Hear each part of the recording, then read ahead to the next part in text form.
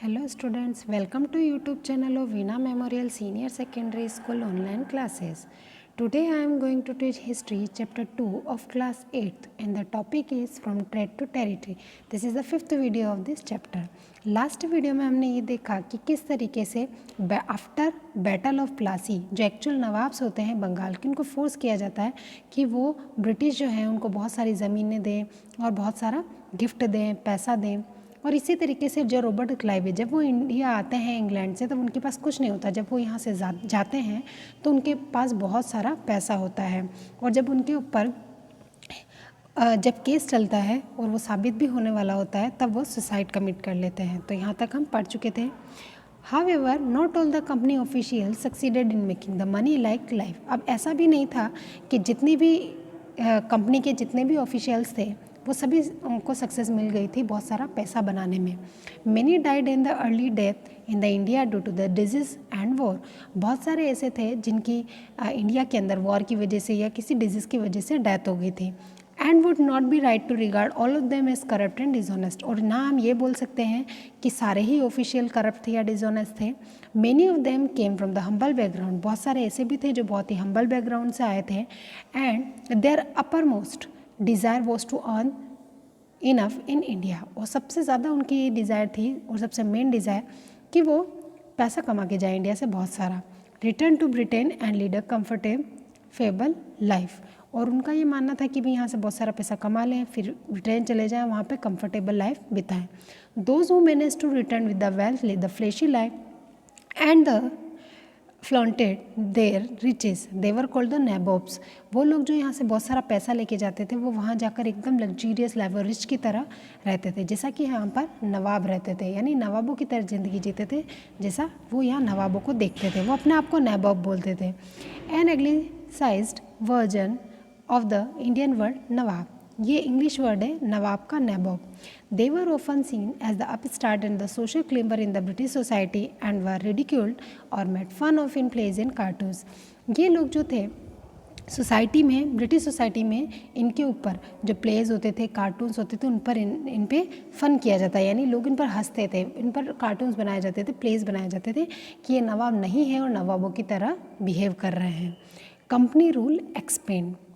If we analyze the process of annexation of the Indian states by the East India Company from the 1750 to 1857, the certain key aspect emerge. जब हम analysis करते हैं 1750 से लेके 1857 तक के जो ईस्ट इंडिया कंपनी के जो एनेक्सेशन की प्रोसेस को, तो यहाँ हमें कुछ एस्पेक्ट दिखाई देते हैं।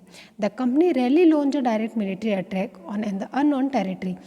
कंपनी ने बहुत ही कम डायरेक्टली मिलिट्री अटैक किया किसी भी अननोन टेरिटरी पर। Instead it is use a variety of the political economic diplomatic method.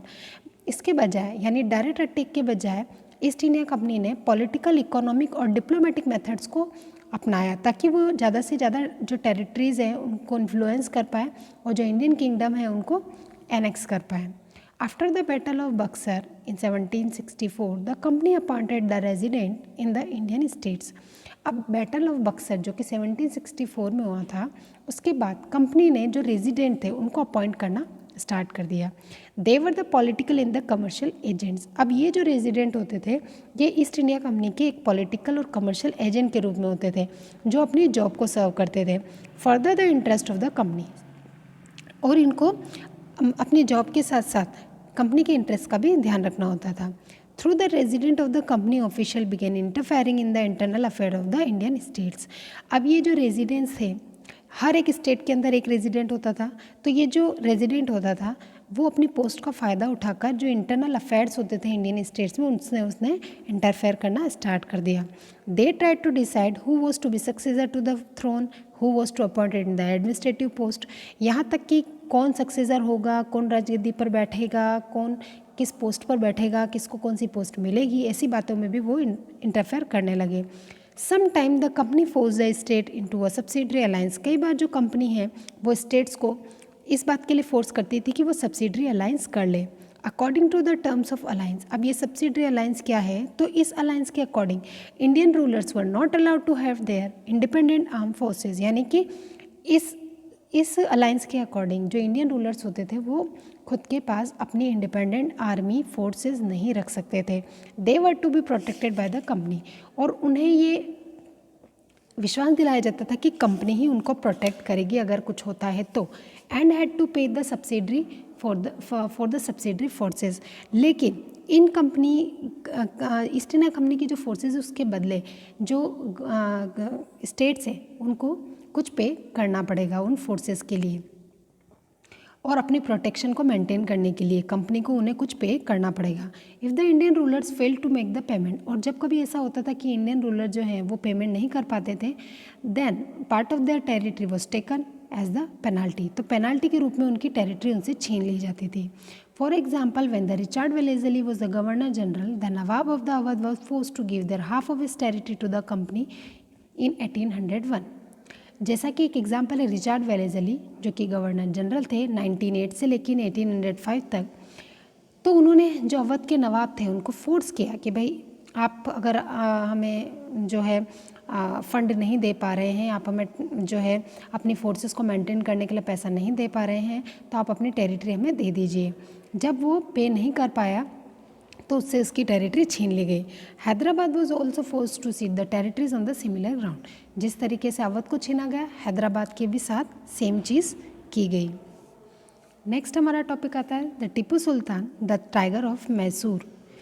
The company restored to direct military confrontation when it saw threat to its political economic interest. अब यहाँ हम टीपू सुल्तान के बारे में पढ़ने वाले हैं जो कि टाइगर ऑफ मैसूर कहलाते हैं। अब कंपनी ने क्या किया कि इस तरीके के जो डिप्लोमेटिक पॉलिसीज़ थी उससे जब उसको सक्सेस नहीं मिली तो ईस्ट इंडिया कंपनी ने अब डायरेक्टली मिलिट्री अटैक करने का सोचा, क्योंकि उसको डर था कि उसके पॉलिटिकल इकोनॉमिक इंटरेस्ट जो है उनको हार्म ना पहुँचे।